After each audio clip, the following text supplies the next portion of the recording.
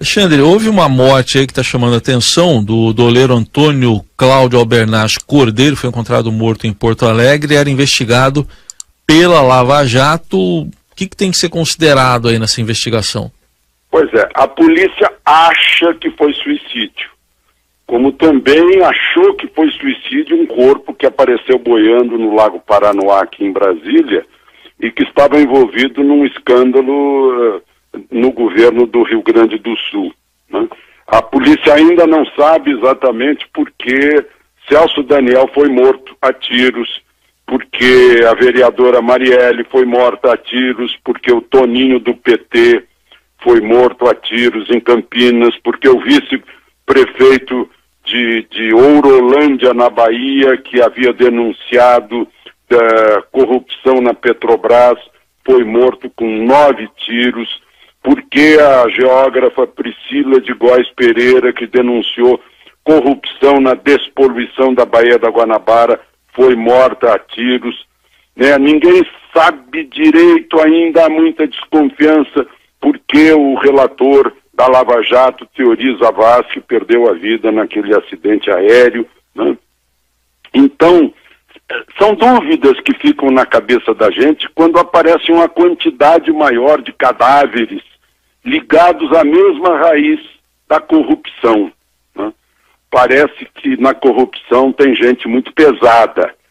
Me faz lembrar o tempo em que apareciam pessoas no fundo do Lago Michigan, né, em tempos de Al Capone, etc., com concreto preso nos tornozelos, né? Então é bom a gente desconfiar, para ficar com o pé atrás quando aparece alguém envolvido. Esse doleiro foi preso 2 vezes, foi solto por Gilmar Mendes, né, e está assim envolvido num tipo de lavagem de dólar, que é uma operação que eles conhecem bem, de o dólar sair do país e não ficar registrado a saída de divisas pelo Banco Central. Então, é bom que a gente desconfie.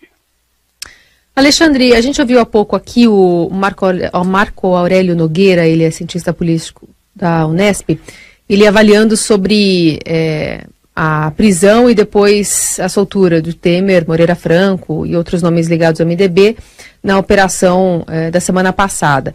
E ele avaliou que esse prende-solta é um ajuste de contas aí, né? E não chegou nenhum bombeiro para apaziguar esses ânimos aí entre o Ministério Público e o sistema político. Que avaliação você faz, especialmente até do juiz Bretas, né? Um papel importante na Lava Jato.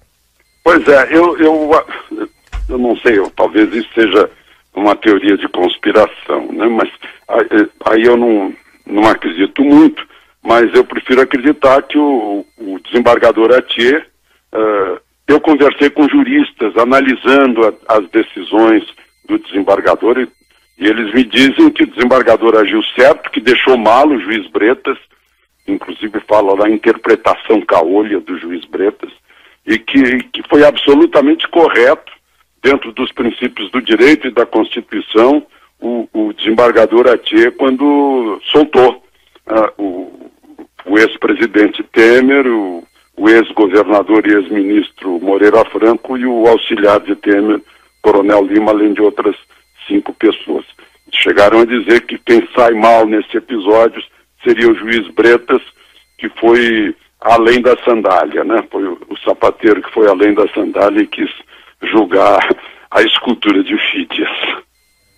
Só para situar aqui que o juiz Marcelo Bretas, nosso primeiro assunto, o doleiro lá, Albernaz, uma das prisões dele, a segunda, foi decretada pelo juiz Bretas, né?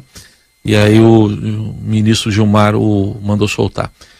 Eu sempre prefiro decisões não monocráticas, como se chama no linguajar, no linguajar da justiça, né? Que pelo menos 3 decidam uma coisa para não deixar dúvida. Ficaram dúvidas, né? E aí também as pessoas que queriam que o ex-presidente ficasse preso, que foram demonstram que o desembargador Atier já esteve afastado do cargo por denúncias. Agora, Não custa lembrar que foi o próprio Ministério Público que pediu para retirar o processo, para arquivar o processo dele, né? O próprio Ministério Público. Aí é um argumento muito forte. Sim. Ontem, repetindo o sucesso do leilão dos aeroportos, foram assinados os contratos de linhas de transmissão, resultado de um leilão ainda de dezembro. São 16 lotes, 7.150 quilômetros de linhas de transmissão de energia elétrica para serem implantados em 5 anos, no valor de 13.200.000. Isso significa preparar o país com oferta de energia para o futuro. Só para lembrar, o leilão do dia 15 deste mês, de 12 aeroportos, deu quase 1000% de ágio, foi um sucesso absoluto, né? 2.380 bilhões, aeroportos, só para a gente programar as viagens futuras, né? Vitória e Macaé, Cuiabá, Rondonópolis, Sinop, Alta Floresta, Recife, Maceió, João Pessoa, Aracaju, Juazeiro do Norte e Campo Grande, né?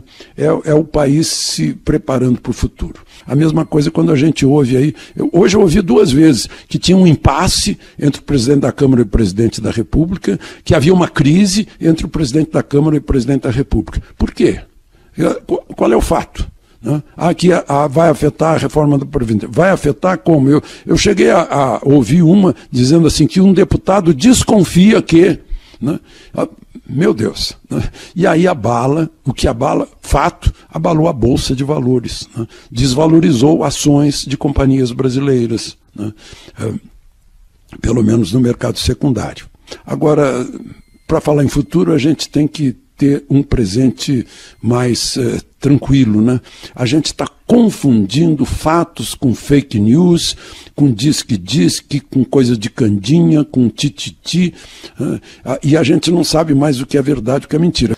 Para a gente concluir, Alexandre, e a confissão de Cesare Battisti ontem na Itália? Pois é, assim como ficam mal os que estão do lado do mal, né, nesses episódios de corrupção, acho que ficam mal aqueles que defenderam Cesare Battisti, afirmando, né, pendurados na tese. Eu duvido que eles próprios acreditassem nessa tese de cabeça fria, de que ele não matou ninguém, né, que é apenas um perseguido político. Ele, quando chegou aqui, ele já entrou praticando crime. Ele entrou com passaporte falso. Ele foi considerado criminoso pela Justiça da França, pelo Tribunal Europeu e em todas as instâncias da Justiça italiana, que é berço do direito romano, né? Onde nasceu o direito romano. Então, duvido que eles no fundo acreditassem. Só que a ideologia cega, né? E aí ele foi considerado preso político pelo presidente Lula, pelo ministro da Justiça Tarso Genro, que agora ainda tenta justificar, dizendo que não, que ele, de certa forma, foi forçado a confessar, né? Eu até fico temeroso de usar a palavra forçado, eu acho que ele não usou essa palavra, porque ele me processou pedindo 50 mil, porque eu disse que ele mandou de volta para Cuba os boxeadores cubanos do Pan-Americano. E ele disse que não, que os boxeadores foram de livre e espontânea vontade para Cuba, né, da qual já fugiram. Só que ele perdeu na justiça, já está transitado em julgado, por isso que eu estou falando nisso, lembrando isso. Ficou mal para aqueles que acharam que o Battisti era o gênio da raça, né? A gente ainda continua com o veso de chamá-lo de ativista de esquerda. Não, ele é um assassino, um tetra-assassino. E agora, ele próprio, isso saiu da própria boca dele, lá na prisão da Sardenha. Como é que ficam essas pessoas, né? O presidente Lula, o ministro da Justiça de então, Tarso Genro, que deu o status de refugiado político para um matador de 4, né? Um tetra-assassino. Agora, tetra-assassino, confesso.